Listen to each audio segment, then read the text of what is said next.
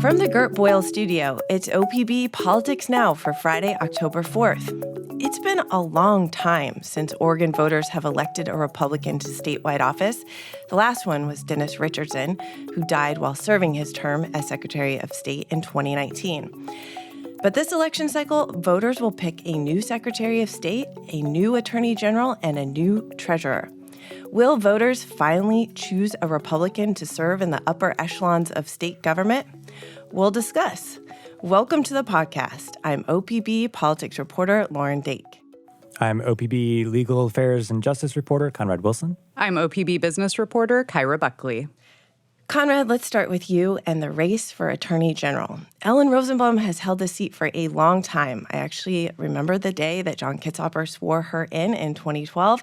It was a big deal because she was the Oregon's first female Attorney General.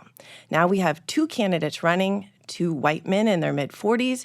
They both attended law school at Willamette University, so they have that in common. But they also obviously have many differences that we're going to dig into. But let's start with the guy who listeners of this podcast are already fairly familiar with, former House Speaker Dan Rayfield. That's right. Rayfield is the Democrat in the race. He's a personal injury attorney. As he pointed out, he spent a decade representing the Corvallis area in the Oregon legislature. He became Speaker of the House in 2022 until he stepped down this year to run for Attorney General. And, he's sort of like the political establishment in a way. I mean, he says that if he's elected, he's really going to build on his work in politics and his work in the law. And so here's what he had to say about that. If you look around every community in Oregon, there are a host of issues that we're seeing, whether it's housing and homelessness or it's the substance abuse crisis, or you see seniors and consumers that are being taken advantage of in their community. The Attorney General's office in Oregon, with the right leadership, can have an important impact on those issues, and that's why I wanted to run for this position. Rayfield says that he'd focus on the environment, reproductive rights. I asked him sort of, so you'd be kind of building on the work that Attorney General Rosenblum has done. And he said, yeah, that's, I think there's some things to do in the consumer protection space that he would like to focus on. But really, he said that it would be some of those things, some of her policy ideas and her agenda is also his agenda. He's raised over $1 million. And really, Rayfield is seen as a major force in Democratic politics in Oregon. At the same time, this is a statewide race, and so he's sort of tacking to the middle, too. There have been years where Ellen Rosenblum just sort of handily won her race for re-election. One of her opponents at one point was not even a lawyer, which apparently is not required to oversee the state's Department of Justice. But this election cycle, Will Lathrop, he's a former prosecutor, he's an international human rights worker, and he's raising real money. That's right, yeah. Will Lathrop is the Republican in the race. As you pointed out, he's a former prosecutor in Marion and Yamhill counties. He recently returned to the United States after working for a Christian human rights nonprofit in Uganda and Ghana that did a lot of work with human trafficking. And he's running on his experience in law enforcement, prosecuting crimes such as homicides, human trafficking. And he keeps stressing that, he's not a politician. And at the same time, he's pushing back against the Democratic political establishment. Our former speaker goes to governor. Our current speaker now wants to go to attorney general. The treasurer goes to secretary of state. It's just like this musical chairs of the same people who voted for and did all of the things you're frustrated by. And so I think what becomes difficult is to say, can I trust a Republican to enforce the law? And so I wouldn't ask people to see me as a Republican. I would just ask them to see me as the only person in this race with law enforcement experience. He also raised, that's Will Lathrop, he's also raised about $1 million or so. And, as it sounds like there, he as you can hear in his voice, he's really pushing, a public safety message at a time when that's something voters say they're concerned about. So the two candidates have pretty different messages. Let's just step back and remind us what the Attorney General in the state actually does and how much leeway either of these two men will have in how they oversee the agency. So it is a massive job. And actually, in some ways, it isn't even really so much a criminal justice job as it is sort of being the attorney for the state, right? The Attorney General, folks have told me that it's you're really running Oregon's largest law firm, the Oregon Department of Justice. The agency boasts a nearly $900 million biannual budget. There's 1,500 employees. And really, the department defends state laws and agencies in court. The Attorney General is also responsible for protecting residents through lawsuits against the federal government. When companies lie or cheat, there's like consumer protections things that the state can step in and say, we were done, Oregonians were harmed, and so they'll file lawsuits. There's also like some, wiggle room where, whoever is in that job can prioritize certain things, right? And under Rosenblum, there's been things like the environment, reproductive rights that have been really, really important to her. So it's a big, big job. And some of it you have to do. Other parts you can kind of prioritize over others. Okay, final question for you, Conrad, before we move on. The other two races we're about to discuss, they both have Republican candidates who are prohibited from seeking re-election for their legislative seats because they participated in a legislative walkout. And it seems like it's probably fair to say that their bid for office is a bit more of a long shot than Will Lathrop's.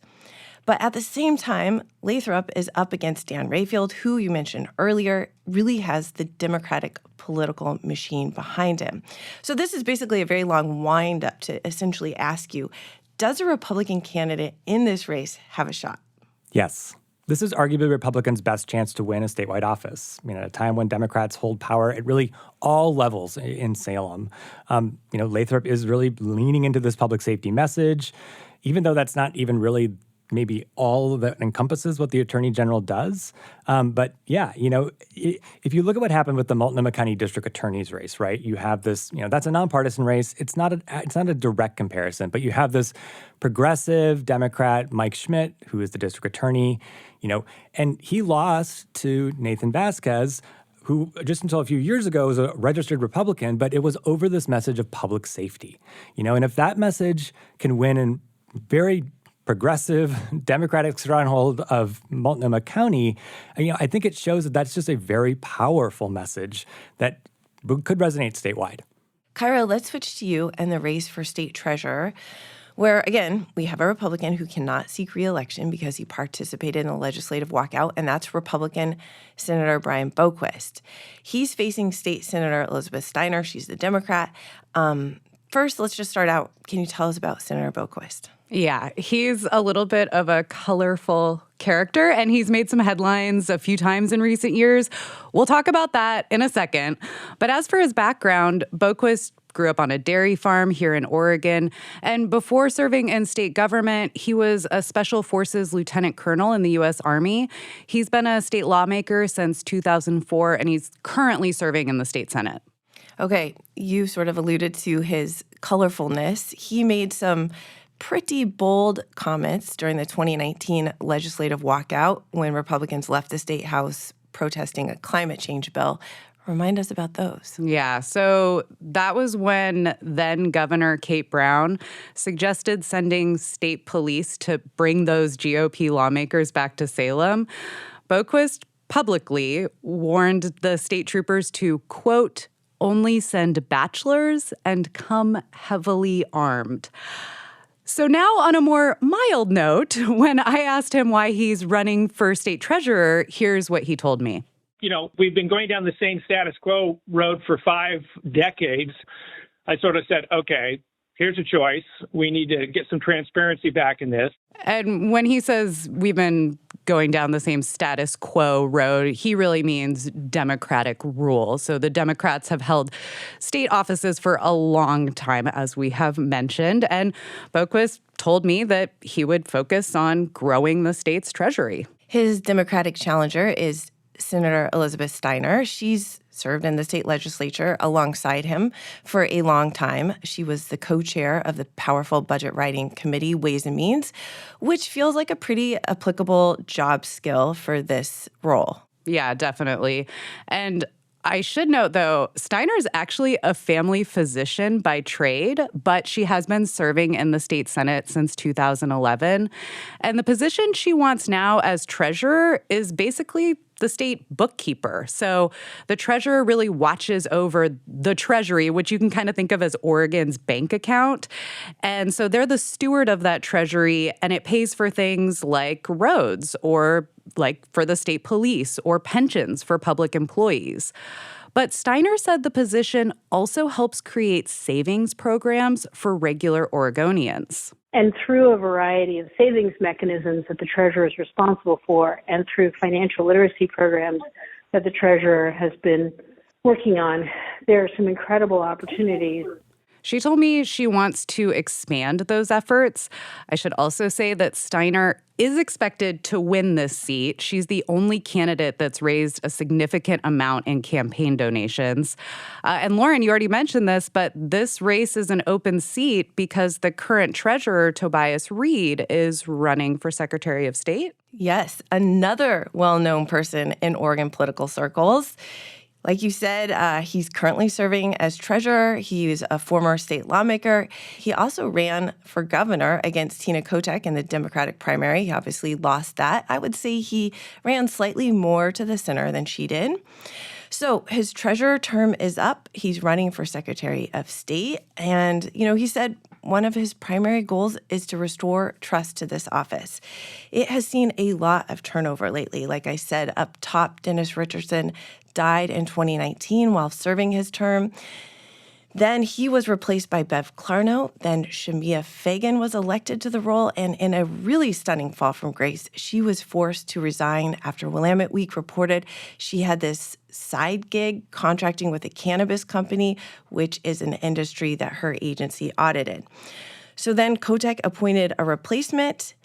There's just been a lot of changes. So Reed's primary goal here is to bring stability to this office. And the other commonality here, and we've touched on this, is that both the race for state treasurer and the race for Secretary of State have Republican candidates who cannot run for re-election because they participated in walkouts. Yeah, this podcast is making it really clear that this is very much a small pool of people who are quite interwoven running for these statewide offices. So Reed's opponent is State Senator Dennis Lithicum. He also participated in the longest ever legislative walkout. He is also prohibited from seeking re-election to his seat in the state Senate. Like Boquist, he's running for the statewide seat. And it's really an interesting role for him because he is very skeptical of our election integrity. He actually filed a lawsuit after the 2020 election questioning the validity of vote by mail. It's worth mentioning here that vote by mail has been in the news recently because the DMV did mistakenly enroll more than 1,000 people on the voter rolls who were non-citizens. And this has really served to bolster Lithicum's argument that vote by mail is not safe and it's not transparent. And that is a really key difference between these two candidates. Lithicum thinks there are better ways to vote, while Tobias Reed, the Democrat, said, yeah, he was really appalled by this DMV error, but he still believes in vote by mail. He still believes it could serve as a national model. Anyway, lots of choices for voters. You guys, I think that we have covered it. Let's leave the conversation there today. Kyra and Conrad, thanks for doing this. Thanks so much. You're welcome. This episode of OPB Politics Now was recorded in the Gert Boyle studio here at OPB. It was produced by Andrew Thien with audio engineering from Nalene Silva. Our music comes from Audio Network. If you just cannot get enough of Politics Now and you want to see us in person, join us for a live taping of the podcast next week. That's Thursday, October 10th at the Tomorrow Theater in Southeast Portland. We'll be back next week with more political news from across the Pacific Northwest. Until then, you can find all of OPB's reporting at opb.org. While you're there, you can also become an OPB member. You can also rate and review us in your podcast app of choice or listen along on YouTube. Lots of options. Thank you for your support and thank you for listening.